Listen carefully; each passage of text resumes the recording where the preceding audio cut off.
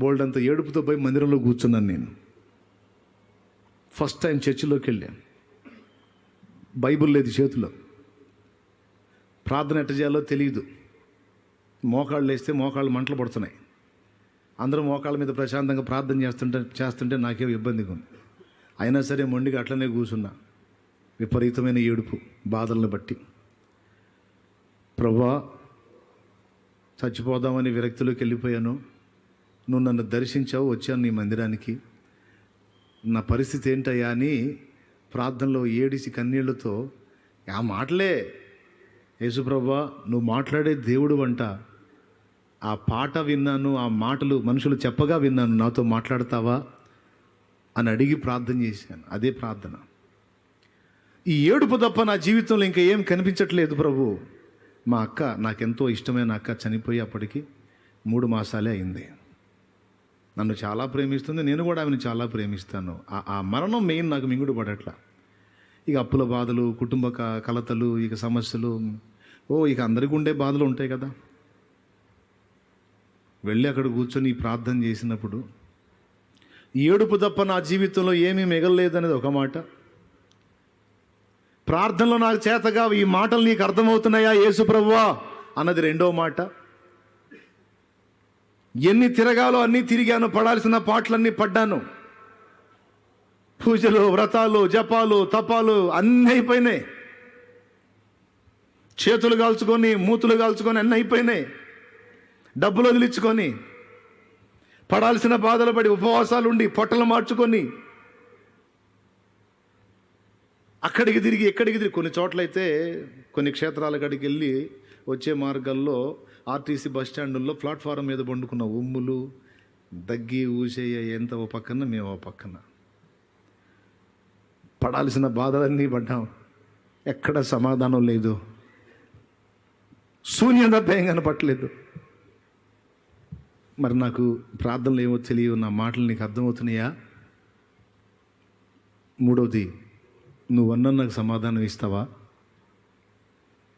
ఈ 3 మాటలు ఆయన ముందు ఉంచితే ఒక్క వచనంలో ఈ 3 మాటలకి సమాధానం నాకు చూపించాడు. నీవు కన్నీళ్లు విడుచుట నేను చూచి తిని, నీ ప్రార్థన నేను అంగీకరించున్నాను, నేను నిన్ను బాగు చేసేదను. హల్లెలూయా. అక్షరాల నెరవేర్చాడు. అది గోడ మీద చూపించాడు ఆ 3 మాటలు. 2 రాజుల గ్రంథం 20వ అధ్యాయం 5వ వచనం. ఇంటికి పోయినాక చూసుకోండి. నాకు ఇచ్చిన మాట నెరవేర్చాడు. నీకు ఇచ్చినటువంటి వాగ్దానాలు కూడా ఆయన నెరవేరుస్తాడు. అయితే ఈ వాగ్దానాల నెరవేర్పు కొరకు ఒక 5 సంగతులు ఉన్నాయండి. ఇప్పుడు దాకా అంశానికి పునాదేశ. ప్రసంగం ఇప్పటి నుంచి మొదలైద్ది. నీకు దండం పెడతాం, రేపు వింటాం రా, ఆకలి అవుతుందంటారా? దేవునికి స్తోత్రం. హలే, గట్టిగా చెప్పట్లే, ఎవరు చెప్పట్లే. ఏం టెన్షన్ పడకండి, మన టైం అయిపోయింది. నేను ఈ కోటాల్లో మాట మీద నిలబడదాం అనుకుంటున్నా. దేని మీద? 5 సంగతులు మీకు కట్ట, కొట్ట, తెచ్చ అన్నట్టు తేల్చేస్తా. ముందు చెప్పిన మాటలు మీరు పోనీయొద్దు. ఓకే? 2 విధములైన వాగ్దానాల గురించి చెప్పాను. అసలు జయించాల్సింది ఏంటో, దేనికి వచ్చిద్దో పరీక్ష అనేది విషయం కూడా తేల్చాను. వీటితో పాటు వ్యక్తిగత వాగ్దానాల నెరవేర్పు జరగాలి అంటే ఏం చేయాలి? ఆత్మ సంబంధమైన వాగ్దానాలైనా, భౌతిక వాగ్దానాలైనా నెరవేరాలంటే ఏం చేయాలి? 5 సంగతులు. ఓకే? నంబర్ 1, వాగ్దానము దేవుడు ఇచ్చాడు, మనం పొందుకున్నాం. ఈ వాగ్దానం నెరవేరడానికి మొదటిగా చేయవలసింది, వాగ్దానం చేసినవాడు నమ్మదగిన దేవుడు గనుక ఆ వాగ్దానాన్ని ఎత్తిపట్టి ప్రార్థన చేయాలి. ఇది మొదటి సంగతి. ఇది జనరల్ ట్రీట్మెంటే అనుకోవాకండి. ఇది మామూలు సంగతే. ప్రార్థన చేయటం అనేది మామూలు సంగతే అనుకోవద్దు. సీరియస్ మ్యాటర్ ఇది. అబ్రహాంకి ఏం వాగ్దానం ఇచ్చాడో ఒకసారి చెప్పండి తొందరగా. నాకు పెద్దగా చెప్పాలి. నిన్ను అబ్బా గొప్ప జనముగా, కానీ వాళ్ళ అబ్బాయి భార్య గొడ్రాలు. ఇవ్వక ఒకరిని ఇచ్చాడు, ఆ ఒకని భార్య గొడ్రాలు అనుంది. ఆదికాండం అదేదో అధ్యాయం, అదేదో వచనం. ఆదికాండం చూడండి ఒక్కసారి.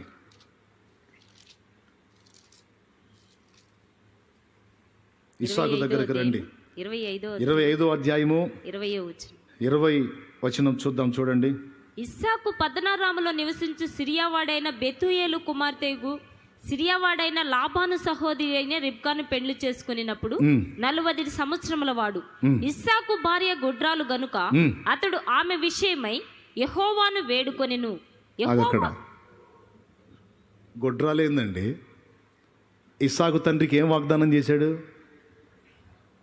విస్తారమైన సంతానాన్ని ఇస్తానని వాగ్దానం చేశాడు. ఇచ్చేయాలి. ఇక ఆయన కొడుకు భార్య అంటే అబ్రహాం కోడలు గొడ్రాలు. ఎంత వయసులో పెళ్ళయింది చూడండి. ఏ ఏజ్లో పెళ్ళయిందో చెప్తాడు అక్కడే. ఎన్ని సంవత్సరాలు పిల్లలు పుట్టలేదో చెబుతాడు. ఎన్నేళ్ళు? సుమారుగా 20 ఏళ్ళు పిల్లలు లేరు. చదువుతావా? అవసరం లేదా? చదువుతావా? ఇస్సాకుకి ఏ వయసులో పెళ్ళయింది అమ్మా? వామ్మ ఎవరు చూడలేదు అనుకుంటాను. 40కా పోనీలే. తర్వాత ఎన్ని ఏళ్ళు పిల్లలు లేరు? అదేంది 20 ఏళ్ళు పిల్లలు లేకపోవటం? వాగ్దానం ఏమైంది? వాగ్దానం ఇచ్చిన దేవుడు అది నెరవేరే విషయంలో నీకున్న ఆసక్తిని గమనిస్తాడు ఆయన. సోదరా, వాగ్దానం చేసిన దేవుడు దాన్ని నెరవేర్చే విషయంలో ఆయన రెడీగానే ఉంటాడు. దాని విషయంలో నీకున్న ఆసక్తి ఏంటో కనిపెడతాడు.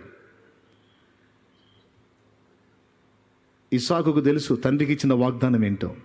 అందుకే మా డాడీకి వాగ్దానం చేశాడు, ఈయగా ఆడికి పోతాడు అనుకున్నాడు. 20 ఏళ్ళు కూర్చోబెట్టాడు అక్కడ. చివరికి ప్రార్థన చేసిన తర్వాత ఆమె గర్భవతి అయ్యి ఒకేసారి ఇద్దరిని కన్నది. ఎప్పుడు కన్నది? ఎప్పుడు సంతానవతి అయింది? నాకు తెలిసి ఆళ్ళేళ్ళ మాటలకి రెబ్కా తట్టుకోలేక ఇస్సాకుని విసిగించి ఉంటుంది. నాకు పిల్లలు లేరు, నాకు పిల్లలు లేరు, అందరూ అట్లా అంటున్నారు ఇట్లా అంటున్నారు అంటే, కాదమ్మాయి, మా నాన్నకి దేవుడు వాగ్దానం చేశాడు ఇస్తానని, ఎందుకు మరి చూద్దామని 20 ఏళ్ళు దాటేశాడు. చివరికి నిలేసినట్టుంది. ఏందయ్యా, మా నాన్నకేమో అంతలా వాగ్దానం చేశావు, నన్నేమో గొడ్డుబోతుడిని చేశావు, నా భార్యను గొడ్రాలిని చేశావు, ఏందయ్యా అసలు నువ్వు ఏంది అంటే, ఈ కాళ్ళే నువ్వేదో బిజీగా ఉన్నట్టున్నావు కదా, అది అంత సీరియస్ కాదనుకున్నట్టున్నావు. ఏంది? కాదు, వాగ్దానం చేసి మరి నెరవేర్చవేంది? నెరవేర్చాలా? ఓ, దాని విషయంలో అంత సీరియస్ లేదేమో అనుకుంటున్నాను నేను. ఇస్సాకు ఇవ్వాల్సిందేనా? ఏంటి ప్రభువా, ఇవ్వకపోతే ఎట్లా? కాదులే, నేను ప్రామిస్ చేసిన మాట నిజమే, కానీ నువ్వు పట్టించుకోపోయేసరికి అక్కర్లేదేమో అనుకుంటున్నాను. లేదు, భలే పని అయ్యా, మామూలుగా శోధించట్లా నన్ను. ఇవ్వు ప్రభువా. ప్రార్థన చేశాను. చేసిన తర్వాత ఇంకా లేట్ అయిందా? వెంటనే ఇచ్చేశాడా? అదేంది, అంతకుముందు ప్రార్థన చేయలేదా? చేస్తే ఇస్తుండే. చూసారా ఎన్ని సంవత్సరాలు దాటిపోయిందో. వాగ్దానం నెరవేర్పు కొరకు ప్రార్థన తప్పనిసరి. జాగ్రత్త, చేతులు నొప్పులు పడితే వద్దులే, ఎందుకు? నువ్వు నాతో ఏమన్నావు, నాకు అది నెరవేర్చు తండ్రి. నీ వ్యక్తిగత జీవితానికి సంబంధించి, నీ భౌతిక జీవితానికి సంబంధించి కూడా అడగవచ్చు దేవుణ్ణి. నార్మల్ ఆత్మ సంబంధమైనవే అడగాలి. శరీర సంబంధమైన అడుగుతావేంటి అంటే, మరి శరీర సంబంధమైన ఎవరిస్తారు? శరీరాన్ని చేసినోడు, ప్రాణం పోసినోడు, ఆత్మనిచ్చినోడు ఆయనేగా. మరి దేనికైనా సమాధానం ఆయనే చెప్పాలా? ఇంకొకటి దగ్గరికి పోదామా? ఆత్మ కోసం దేవుని దగ్గర పోయి శరీరం కోసం సైతాన్ దగ్గరికి పోదామా? చెప్పండి. శరీర అవసరాలు కూడా ఆయనే దిక్కు.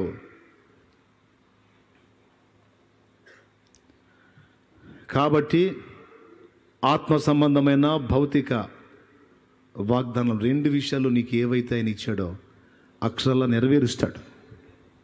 ఆయనే శక్తిహీనుడు కాదు. నువ్వు దాని విషయంలో నిర్లక్ష్యం చేయటం వల్ల, దేవునితో పెనుగులాడకపోవటం వల్ల, పట్టుదలగా, నిశ్చయంగా, ఖచ్చితంగా దేవుని వాగ్దానాన్ని ఎత్తి ప్రార్థన చేయకపోవటం వల్ల బ్రేక్ అయి ఉండొచ్చు ఒక కారణం. ఓకే, మొదటి సంగతి అది. రెండవది, వాగ్దానాన్ని పొందుకోవటానికి ప్రార్థించటం అనేది నువ్వు చేయాలంటే ముందు విశ్వాసం ఉండాలి. విశ్వాసం నిన్ను ప్రార్థనకు నడిపించిద్ది, అవిశ్వాసం నిన్ను ప్రార్థనకు దూరం చేసిద్ది. నేను వెళ్ళి ఆయనకు ప్రార్థన చేస్తే ఆయన నాకు సమాధానం ఇస్తాడన్న విశ్వాసం ఉంటే పోయి ప్రార్థన చేస్తావు, కానీ ఆ విశ్వాసం అనేది నీలో లేకపోతే ప్రత్యామ్నాయ మార్గాలు దేవులాడుతూ ఉంటాం అన్నమాట. దొడ్డిదారులు, డొంకదారులు. అట్లా కాకుండా డైరెక్ట్గా వెళ్ళి నేను దేవునితో పెనుగులాడితే దేవుడు నాకు కార్యం చేస్తాడు, ఆల్రెడీ నాకు మాట ఇచ్చున్నాడు ఆయన అన్ని విశ్వసించగలిగితే ఆ విశ్వాసం నిన్ను ఎక్కడ నడిపించింది? తరచు నేను చేసిన పని అదే. నీవు నాకు ఇచ్చిన మాట నెరవేర్చుటకు నీవు శక్తి గలవాడవు. ఆ మాట నెరవేర్చమని నిన్ను వేడుకుంటున్నాను. నాకు తెలియదు ప్రభువా, నీవే నాకు సహాయమని. నాకు సమయం అసమయం అన్న భేదం లేదు. అంతకంటే ముఖ్యమైన కార్యాలు ఏమున్నాయి ప్రార్థన కంటే, ఆయన సన్నిధిని వెతకడం కంటే? అందుకే అన్నిటినీ పక్కన పెట్టి మెయిన్ ప్రయారిటీ దానికి ఇచ్చి దేవునితో ఏకాంతంగా కలుసుకొని ఆయన వాగ్దానాల నెరవేర్పు కొరకు పెనుగులాడటం నా ఆత్మీయ జీవితంలో నేను చేసిన కార్యం. మీకు ఉపయోగపడుతుందని చెప్తున్నా. 7 సేవల వెధవ అంటే వదిలేసేది, చేయగలిగిందేం లేదు. స్తోత్రం. కానీ నిశ్చయం వాగ్దానం యొక్క నెరవేర్పు కొరకు ప్రార్థన తప్పనిసరి.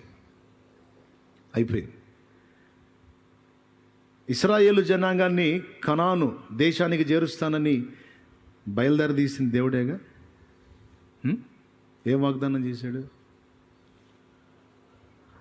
అవునా? కానీ మార్గ మధ్యంలో వాళ్ళకి యుద్ధాలు ఎదురైనప్పుడు దారి పొడవునా నేను కాపాడుకుంటూ మిమ్మల్ని అక్కడికి చేరుస్తానని అన్నాడు కదా. కానీ మార్గ మధ్యంలో యుద్ధాలు ఎదురైనప్పుడు మోషే ప్రార్థన చేయాల్సి వచ్చింది. చూడండి, ప్రార్థన చేయకుండా వారు జయం పొందే అవకాశమే లేదు. కొండ మీద మోషే చేతులెత్తాలి, కొండ కింద యెహోషువ యుద్ధం చేయాలి, ఇశ్రాయేలుకు జయం రావాలి. సో పాయింట్ నెంబర్ 1, వాగ్దాన నెరవేర్పు కొరకు మొదటిది విశ్వాసం అయితే 2 ప్రార్థన. విశ్వాసమే ప్రార్థన గదికి నడిపిస్తుంది, దేవునితో పెనుగులాడటానికి నడిపిస్తుంది. కొంతమంది విశ్వాసం ఉంచి దేవునితో ప్రార్థనలో గడపటం అనేది వెర్రి పని అనుకుంటారు. నేను అనుకుంటాను అది వెర్రి పని అనుకునే వాళ్ళు పరమ సోది రకాలు. అది వెర్రి పని కాదు, అదే జరగాల్సిన పని, అదే ముఖ్యమైన పని. సోది రకాలన్నా నన్ను తిట్టుకోవాకండి నన్ను, మరి పిచ్చి పని అది. ఏది ముఖ్యం దాన్ని నీకు తక్కువ చేసి చూపిస్తాడు సైతాన్ గాడు. విశ్వాసంతో ప్రతి విషయమందును ఆయన వాగ్దానమును ఎత్తిపట్టి నువ్వు దేవునితో పెనుగులాడవచ్చు, కార్యం చేస్తాడు ఆయన. 2, మూడవది, దేవుని వాగ్దానం నెరవేరటానికి హెబ్రీ పత్రికలో ఒక మాట చెప్పాడు. ఒక్కసారి బైబిల్ ఉంటే తీయండి త్వరగా, టైం లేదు, ముందే చెప్పాను. హెబ్రీ పత్రిక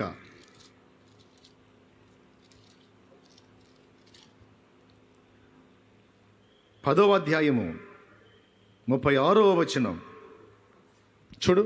మీరు దేవుని చిత్తమును నెరవేర్చిన వారై వాగ్దానము పొంద నిమిత్తము మీకు ఓరిమి అవసరమై ఉన్నది.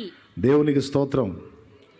ఒక మాట చెబుతానండి, మీరు నన్ను ఓవర్ యాక్షన్ అనుకోపోతే, సేవకులు కూడా ఓవర్ యాక్షన్ అనుకోపోతే నేను చెబుతా, ఒక మాట చెబుతా. ఏంటంటే ఏదో మరి అదొక ప్రార్థన. ప్రభువా, అద్భుతంగా పరిచర్య జరగాలి ప్రభువా, నేల నలు చెరగల నుండి ఆత్మలు కదలాలి ప్రభువా, చిలకలూరు పెట్టుకున్న దరిద్ర పేరు పోవాలి ప్రభువా, గొప్ప గొప్ప కూటాలు జరగాలి ప్రభువా, ఆర్టీసీ బస్సులు రావాలి ప్రభువా అని ప్రార్థన చేశా. దేవునికి స్తోత్రం.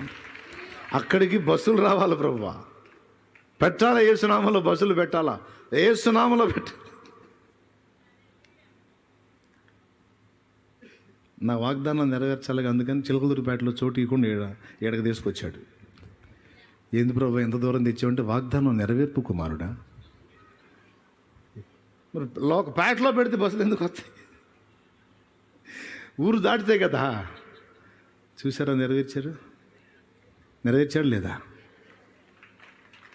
తిరుగుతా ఉన్నాయి బస్సులు. ఇప్పుడు రెడీగా ఉన్నాయి. మీరు బయటకు వస్తే తీసుకువెళ్ళడానికి రెడీగా ఉన్నాయి. దేవునికి స్తోత్రం. వాళ్ళు కూడా ప్రార్థన చేస్తుంటారు, ప్రభా వాడెవడో తొందరగా ముగించిన ఆయన నేను వెళ్ళకపోవాలా. గంట నుంచి మాట్లాడుతూనే ఉన్నాడు. వీటిలో విలువ మనకు తెలుసు. పాపం వాళ్ళు కూడా విశ్వాసం, వాళ్ళకు కూడా తెలిసింది. అని ప్రార్థన. ఈ ప్రార్థన ఎప్పుడో చేశా, స్టార్టింగ్లో ఎప్పుడో చేశా. చార్లెస్ గ్రాండిన్సన్ ఫిన్నీకే దేవుడవు కాదు, నువ్వు షాలేం రాజు కూడా దేవుడవు. గొప్ప గొప్ప దైవజనులుగా ప్రసిద్ధిగాంచిన వారికి నువ్వు దేవుడవుగా నాకు కూడా దేవుడవు. నీ కొరకు ఒక బలమైనటువంటి సేవ జరిగించినటువంటి జీవితం నాకు కావాలి. అనేక జీవితాల్ని ప్రభావితం చేసిన జీవితం నాకు కావాలి. అలాంటి జీవితం ఇస్తేనే నన్ను భూమి మీద నుంచి లేకపోతే తీసుకొని ప్రార్థన. ఆ ప్రార్థనలో అప్పుడు దేవుడిచ్చినటువంటి ఆ మాటలు, వాటి నెరవేర్పుకి ఇంతకాలం పట్టింది. ఓపికతో నిరీక్షించి చూస్తా ఉన్నా. ఒక్కొక్క మెట్టు ఎక్కించి ఈరోజు ఆ వాగ్దానాన్ని నెరవేర్చాడు ఆయన. పొద్దున పని కట్టుకొని పోయి ఒక బస్సు దగ్గర ఉండి కారులో కూర్చొని బస్సు ఎక్కడం ప్రజలు చూసి దేవునికి కృతజ్ఞతలు చెప్పి అక్కడికి వచ్చా. థ్యాంక్ యూ, నాకు ఇచ్చిన మాట నెరవేర్చావని. జాగ్రత్త, చేతులు నొప్పులు పడతాయి మళ్ళీ.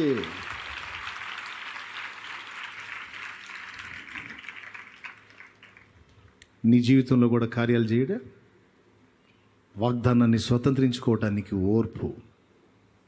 నీకు ఆలస్యం చేశాడంటే ఏదన్నా కార్యం ఇంకా గొప్పగా ఇవ్వబోతున్నాడు, ఇంకా గొప్ప కార్యాలు చేయబోతున్నాడు ఆయన. నమ్మో, స్వతంత్రించుకో, అంతే. విశ్వాసము మొదటిది, నమ్మాలి. దేవుడు చెప్పాడు అంతే. అసలు అది ఎంత మేలు అనుకున్నావు, అది నీతి అంట. దేవుడు ఇది చేస్తాడని నమ్మటం దేవుడు నీతిగా ఎంచుతాడంట. ఇక నువ్వు చేసే నీతి క్రియలు కాదు, నువ్వు దేవుని నమ్ముట ఆయన నీతిగా ఎంచుతాడంట. ప్రార్థించుట. మూడవది, ఓర్మితో ఎదురు చూచుట. నాలుగవది, వాగ్దానాలు నెరవేర్చడానికి దేవుడు కదిలినప్పుడు ఆ కదలికలు గుర్తుపట్టి ప్రయత్నముతో స్వతంత్రించుకొనుట. ప్రయత్నం కూడా ముఖ్యమే. ఇప్పుడు వాగ్దానం చేశాడుగా ఆయన చూసుకుంటాడులే అనుకుంటే కాదు. దేవునికి మహిమ. నేను ఇచ్చిన కార్యాలన్నీ, నీకు ఇచ్చిన మాటలన్నీ నెరవేరుస్తాను, వెళ్ళు, దాన్ని స్వాధీనం చేసుకో. కనాను దేశాన్ని నీకు ఇస్తాను, స్వాధీనం చేసుకో అని చెప్పాడు. స్వాధీనం చేసుకుంటే ఏం చేయాలి? పోయి మంచిగా కూర్చొని ఈ చేత్తో అంజూరపు అడలు, ఈ చేత్తో ద్రాక్ష గెలలో తినుకుంటా అనుకుంటున్నారా? పోయి అట్లుంటే రండి రాబాయ్ మొత్తం ఇదంతా మీకు ఆక్రమించుకో అన్నాడా? ఇంత దూరం ప్రయాసపడి వచ్చి వాగ్దాన భూమికి చేరి మళ్ళీ కత్తి పట్టాల్సి వచ్చింది. దేవునికి స్తోత్రం కలుగును గాక. ఇది ప్రయత్నం. ఒక ప్రాంతాన్ని నేను నీకు ఇస్తాను, ఒక ప్రదేశాన్ని నేను నీకు ఇస్తాను, ఒక పట్టణాన్ని, ఒక గ్రామాన్ని, ఒక ఏరియాని, ఒక ఊరిని, లేకపోతే ఒక దేశాన్ని, ఒక రాష్ట్రాన్ని కదిలించడానికి నేను నీకు శక్తిని ఇస్తాను, అడుగులే అని దేవుడు మాట్లాడినప్పుడు దమ్ము చేయాలి. ఏం చేయాలి? అది ఐఎమ్ రెడీ. దేవా, నేను సిద్ధంగా ఉన్నాను, కృపనివ్వమని పూనుకొని ప్రయత్నం చూపించాలి. ఆ ప్రయత్నం ప్రత్యక్షం అయితేనే దేవుని కార్యం నీకు ప్రత్యక్షం అవుతుంది. అది నువ్వు చూపించినప్పుడు, స్వాధీనం చేసుకో అని దేవుడు అవకాశం ఇచ్చినప్పుడు ఏం చేయాలి? నువ్వే ఈ ప్రభువా అని కూర్చోకూడదు, స్వాధీనం చేసుకోవాలి. దాన్ని ఆక్యుపై చేయడానికి ప్రయత్నం చేయాలి. ఈరోజు గ్రామాలు, పట్టణాలు, పల్లెలు, అనేక జీవితాలు నశించిపోతున్నాయి, అనేక ఆత్మలు నశించిపోతున్నాయి. పౌలా, ఎక్కడి నుంచి నువ్వు వెళ్ళొద్దు. ఈ పట్టణంలో మాటలకు, వ్యక్తులకు భయపడద్దు. నీకు హాని చేయుటకు ఎవ్వడు నీ మీదికి రాడు. నేను నీకు తోడై ఉన్నాను. ఈ పట్టణంలో నాకు బహుజనం ఉన్నది. సందేహింపక మాట్లాడు.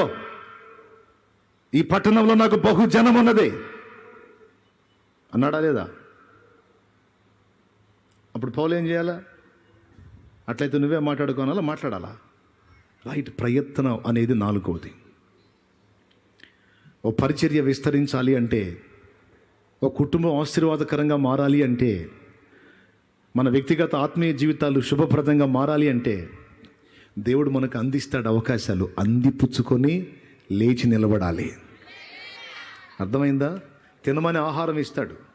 మనలో కొంతమంది వ్యవహారం ఎట్టుంటుంది అనుకున్నాం, ప్రభు నవ్వలేకపోతున్నా కానీ మిక్సీలో వేసి జ్యూస్ లాగా నువ్వే దా ప్రభు అన్నట్టు ఉంటుంది. అంటే ఇస్తాడు, నువ్వు దాన్ని సిద్ధపరచుకొని తినాలి. ప్రభా అసలు నవ్వలేకపోతున్నా కానీ జ్యూస్ వేసి ప్రభా, ప్రభా సరే నోటి దాకా చేతితో ఎత్తలేకపోతున్నా కానీ నువ్వే స్పూన్తో నోటికి అందించి ప్రభా. ఇన్ని చేసిన నోటికి ఈ ఒక్కడి కష్టమా ప్రభువా? జస్ట్ నేను అట్లా నోరు తెరుస్తా ప్రభా. అట్లా ఎవరు అంటారులే అన్నాడు. కొంతమంది వ్యవహారం అంతే ఉంటుంది. మరి అన్నీ నువ్వే చేయి ప్రభా, నువ్వే చేయి ప్రభా, నువ్వే చేయి ప్రభా. మరి నువ్వేం చేస్తా? నేను ఎండే కూర్చుంటా ప్రభా, నేను ఎండే కూర్చుంటా ప్రభు, కూర్చుంటా ప్రభు. ఆడనే కూర్చోయ్యా, నువ్వు ఆడనే కూర్చోమ్మా, నువ్వు ఆడనే కూర్చోనైనా.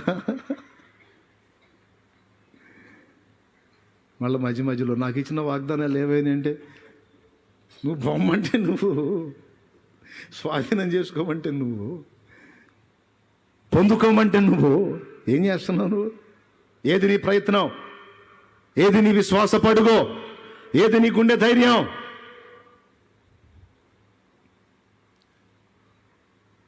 ఎంతమందికి అర్థమవుతుందో? ఏది నీ సిద్ధపాటు? ఏది నువ్వు ముందుకు వచ్చింది? ఏది అడుగులేసింది? ఏది?